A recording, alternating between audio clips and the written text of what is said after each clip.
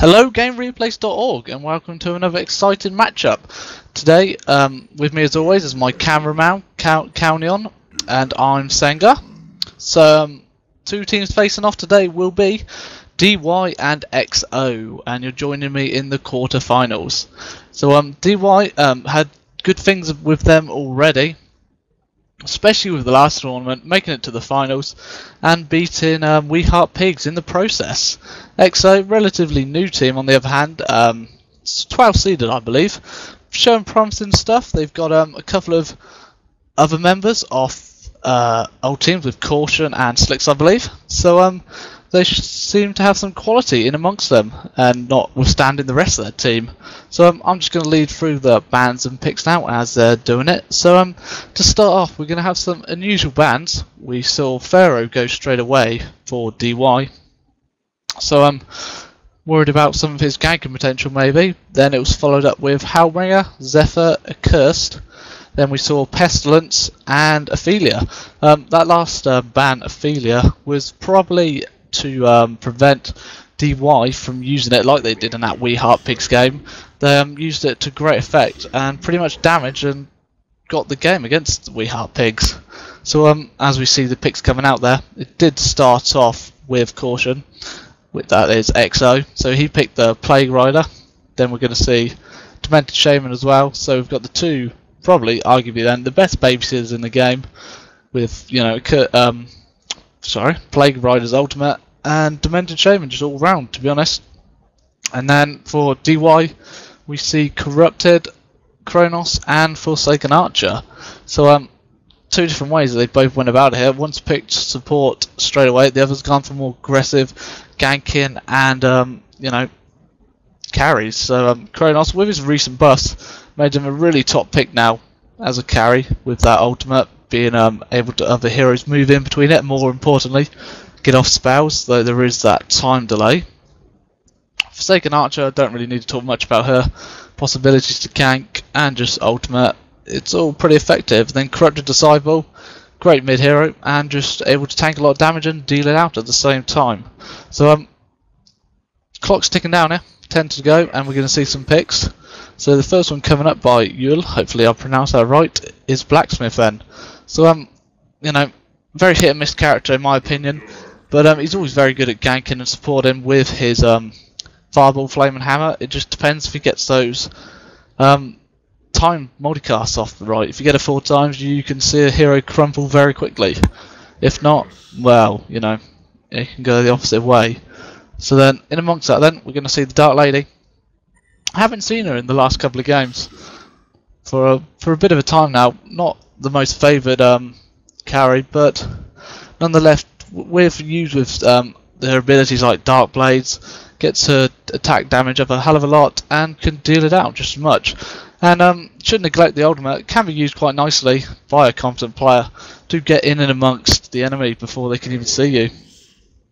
And that last pick there would be Pebbles. So good ganker, should I say.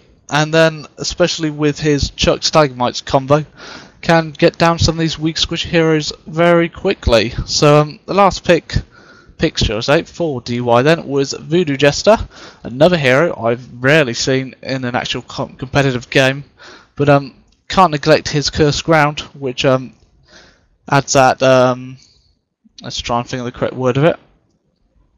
Wow, it was damage over time with it. And then we're going to see the Magnuson with his initiation, with his ultimate. So a couple of unusual picks alongside some solid ones, and we'll see as they ready up what kind of a game we're going to get given.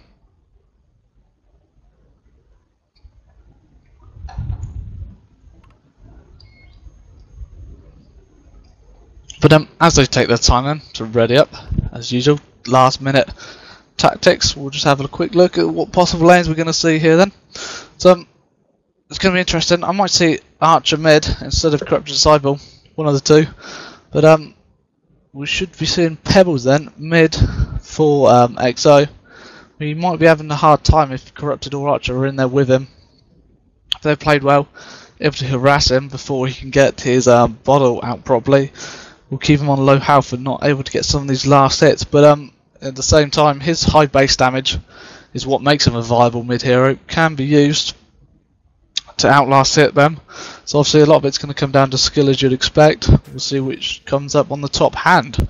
Then on the other way, we're going to probably see a... Well, I'll be curious here then. We're going to see, say, Voodoo Magnus lane.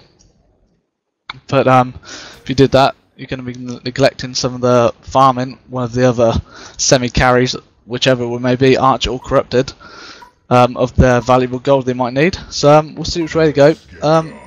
For XO, it's a bit more simpler here then. We're going to have Demented or Plague then, probably babysitting Dark Lady, and the other one teaming up to be a more of an aggressive lane with Blacksmith. Which one they prefer. They're going to tease me a little bit and switch it around as they head out for some early rune action. So it's going to be XO playing on the side of HoN, I believe. Nope, Legion. First mistake of the game. And we're going to have DY then playing for HoN. So straight away here, we're going to see all 5 moving straight down into the bottom rune. They're going to go for a quick gank. Possible get to the other side and wait for them. But XO will see if they're going to go into it. Oh no, even better than that then, it's going to be a Congo.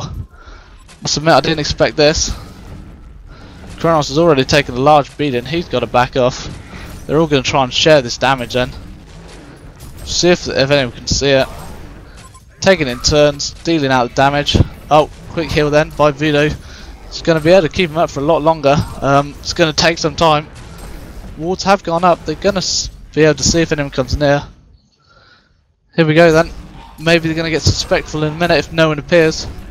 But they've got until the 30-second mark. And they're going to get away with it. Great play here, all taking the share, and Voodoo's taking a bit. Kronos' turn now. And down he goes. They're probably going to get it, and they're still looking and not suspecting a early Congo yet. They've been caught very off guard here by DY. Great play already. Kronos has got to be careful.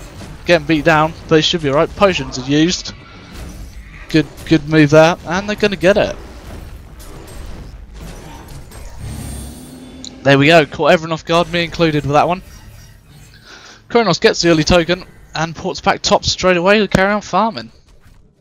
Great move there. Here we go. Pebbles is mid, got the double damage.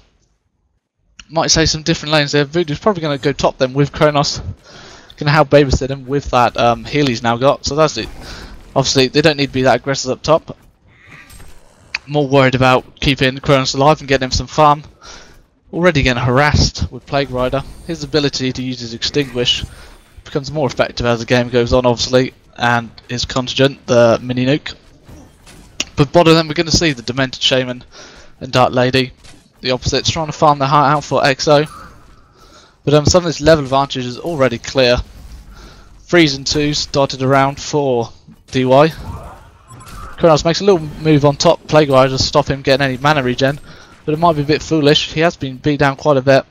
Blacksmith launches both a flaming hammer and a fireball at him. So but Kronos should be alright. He's also got his token of life to wow, he's probably going to end up using that for a quick gank when possible, but he can be a bit more foolhardy. They're trying to get rid of him now once they have a chance. And they're probably not going to be with Voodoo Jester doing all that healing. Has gone for a Ring of a Teacher early to get that extra mana. More to help taking out Congo and the healing, but still prove effective. Meanwhile, Pebbles middle, he's damaging and gets a quick kill. Great combo. Was using his punches to weaken him down, his auto attacks, and then combined did the mass and got the kill off it. So that's going to help XO greatly, alongside with his mid farm and Corrupted not getting as much. Bottom meanwhile, we'll have a quick look at Forsaken Magnus and how they're getting along. Demented Shaman's going to be harassing, but it's going to be a bit painful for him once Forsaken Archer starts leveling up a little bit and her power of her auto attacks come into full fruition. Let's have a look at the mid situation. Obviously Corrupted's going to be behind.